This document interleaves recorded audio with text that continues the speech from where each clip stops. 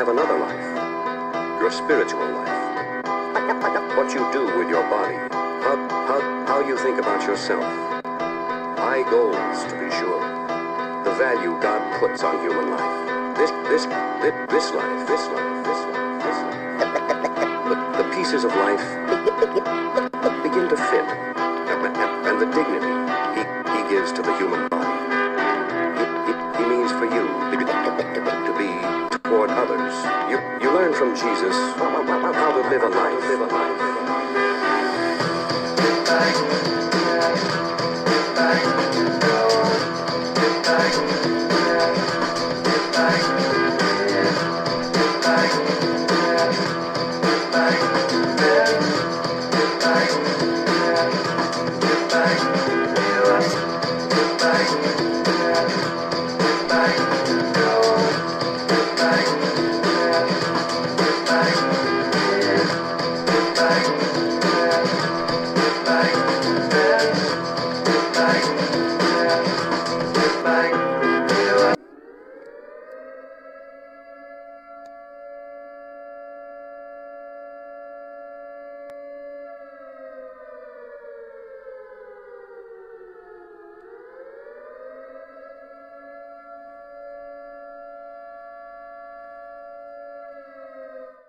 À vous, les amis de la vérité, et à vous autres, c'est toujours un grand plaisir de vous accueillir.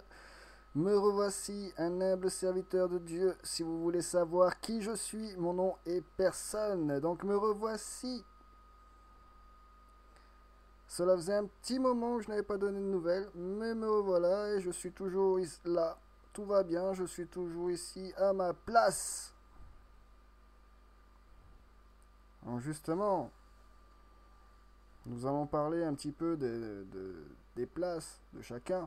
Hein. Chacun doit être à sa place. C'est important.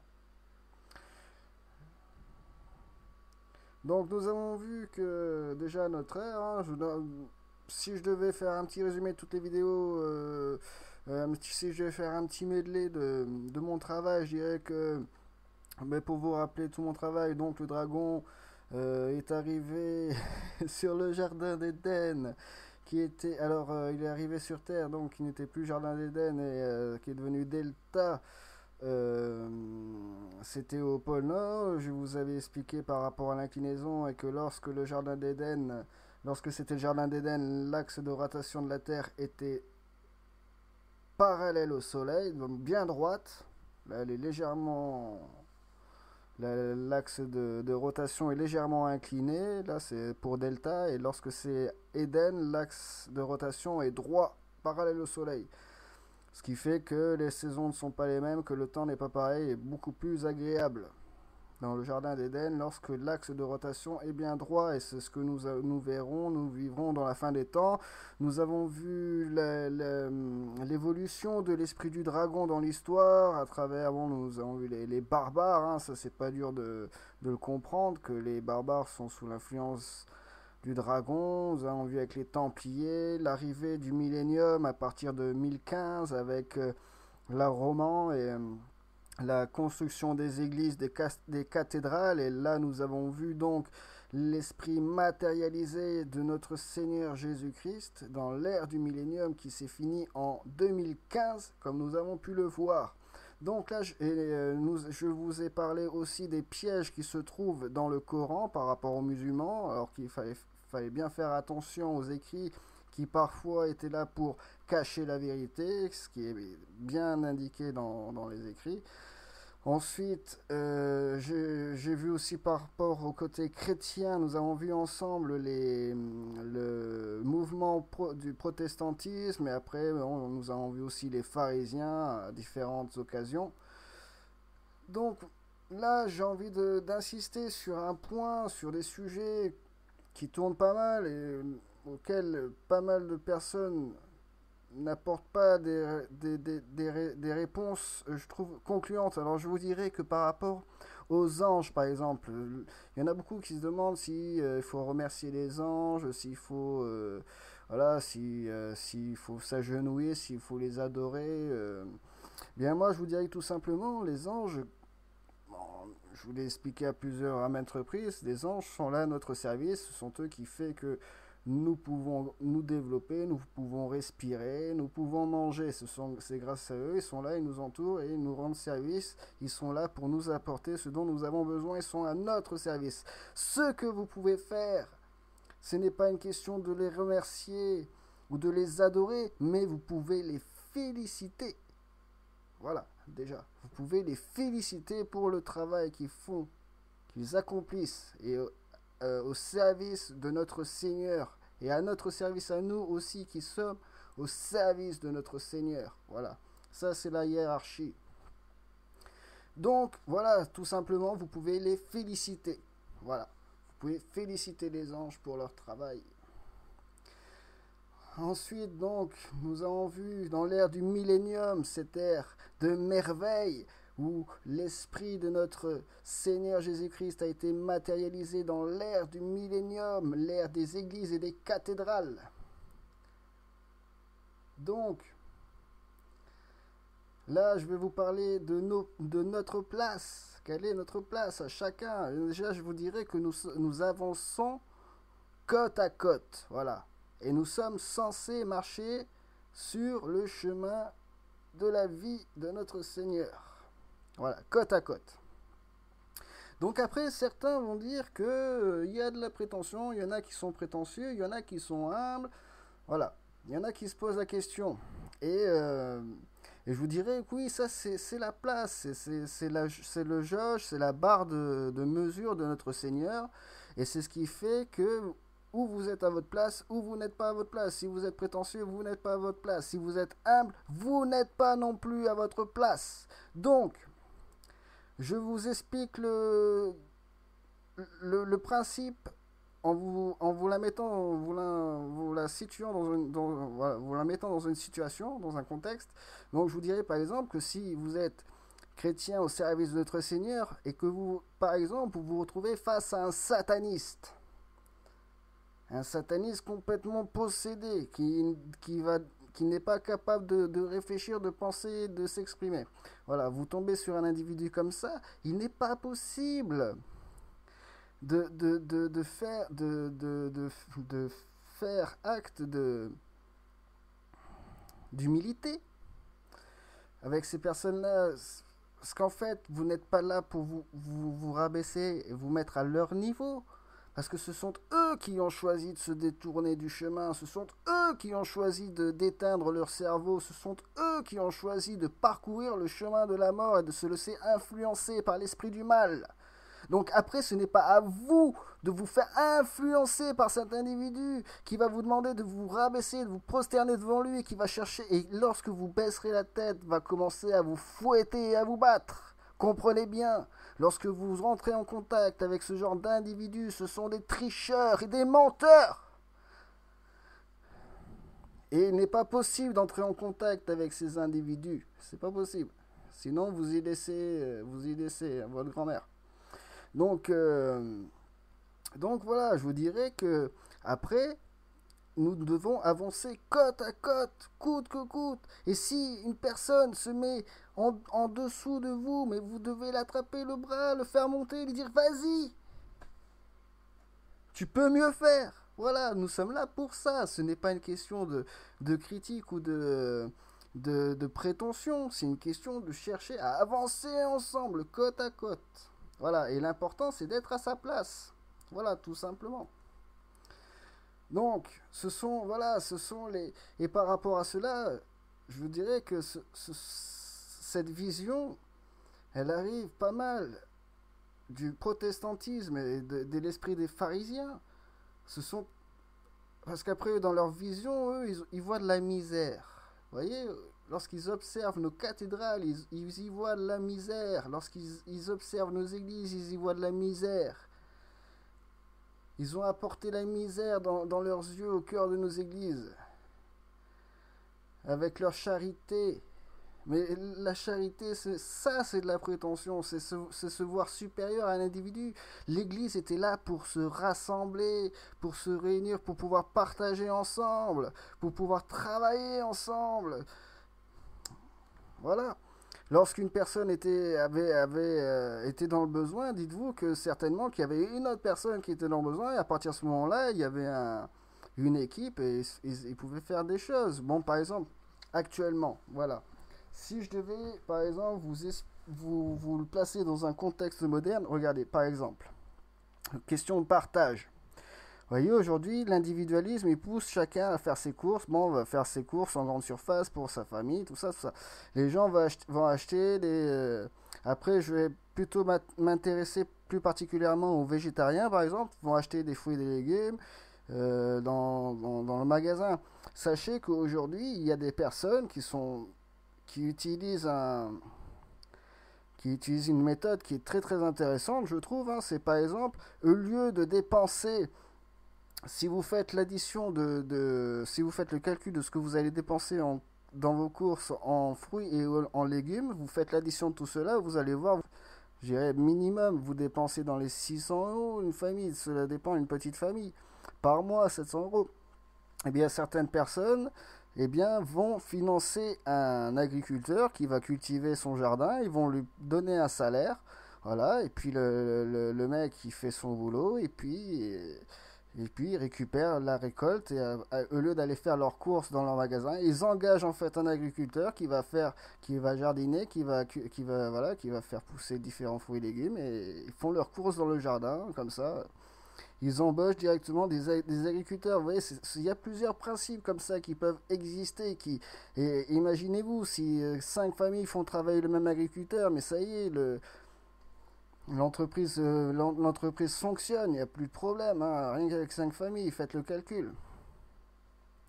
Donc, après, la question de la charité, ça c'est une vision prétentieuse. Et je pense que c'est ce vice-là, très précisément, qui bloque les chrétiens, qui ternissent l'image. Parce que ceux qui voient de la misère, vous voyez le monument, c'est une merveille. Vous voyez la cathédrale, mais comment il est possible de voir de la misère là-dedans?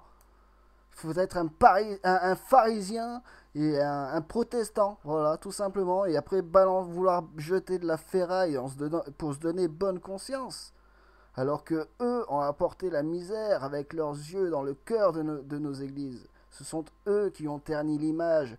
Mais la misère n'existait pas à cette époque-là, ça n'existait pas. Nous avancions côte à côte, coûte que constater les merveilles de l'ère du millénium, de notre Seigneur, l'Esprit du Christ matérialisé.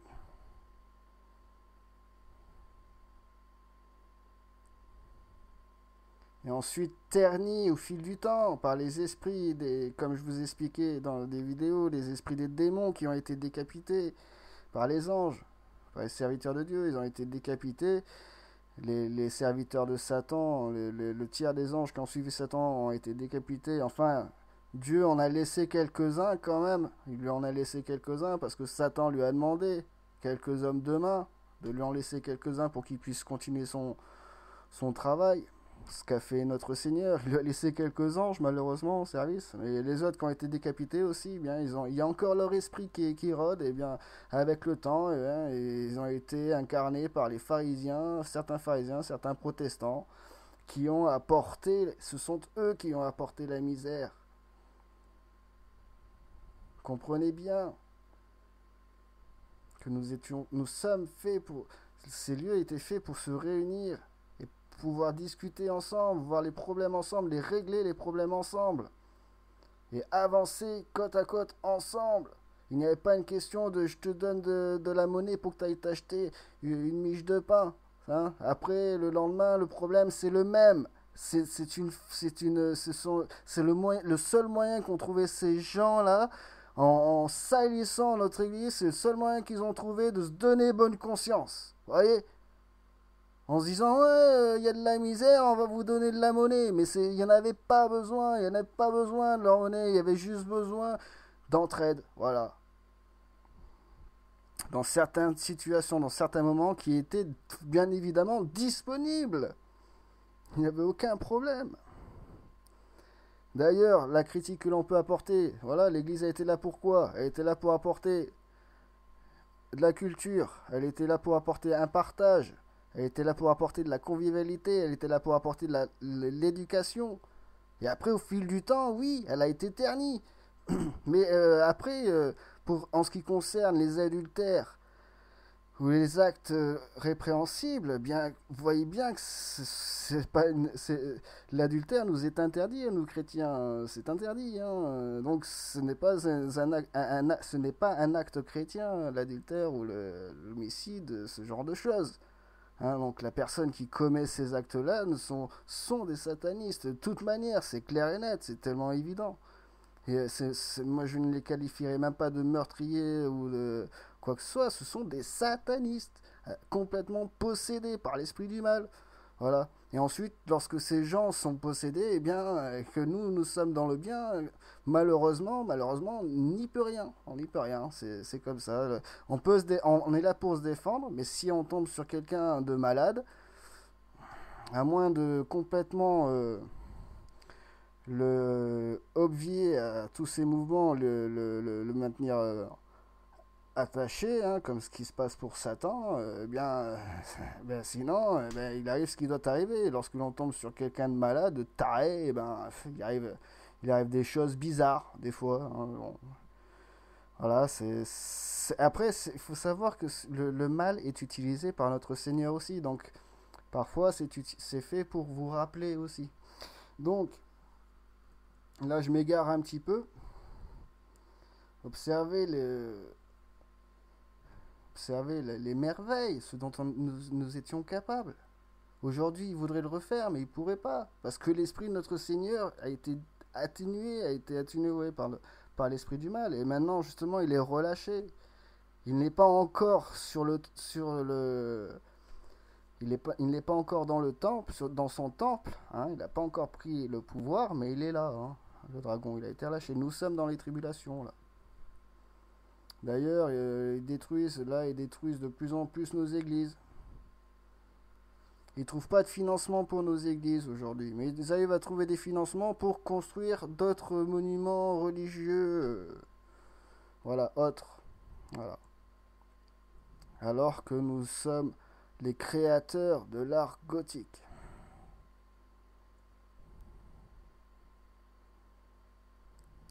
Qui est, je vous rappelle, l'art français.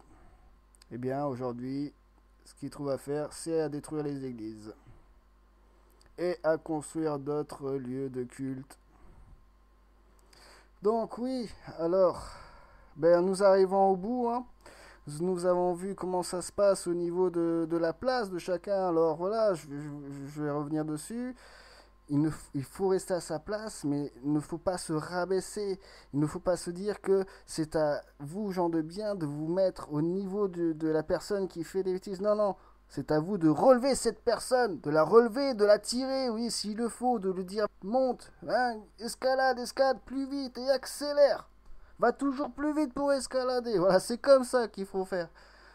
Ensuite, pour ce qui concerne les protestants, les pharisiens qui ont terni l'image de l'Église et qui ont apporté un œil de misère, mais ça n'existait pas. Ça n'existait pas, la misère. Non, ce sont eux qui l'ont apporté, la misère. Ou en tout cas, si elle existait, elle était en voie de disparition. Hein. Comprenez bien que ce n'est pas grâce à l'esprit du dragon que la prospérité est arrivée d'un coup. Non, c'est grâce à l'esprit du Christ. Ensuite, ça a été perverti, malheureusement. Les choses ont été inversées. Hein. Donc après, oui, c'était écrit aussi. Hein, notre Dieu, notre Seigneur nous a prévenus. Hein, il fera l'humain aussi rare que leur faim et l'homme aussi rare que leur dophir. Donc moi, je sais très bien à quoi m'attendre aussi. Donc voilà, donc ceux qui sont droits dans leurs bottes, qui sont au service de notre Seigneur, n'ont pas à se rabaisser. Et ce n'est pas de la prétention de votre part de rester à votre place et de dire non, c'est de dire non, c'est à toi, c'est à l'autre de celui qui est sur le mauvais chemin de venir. Voilà, vous restez surtout sur place, avec dignité.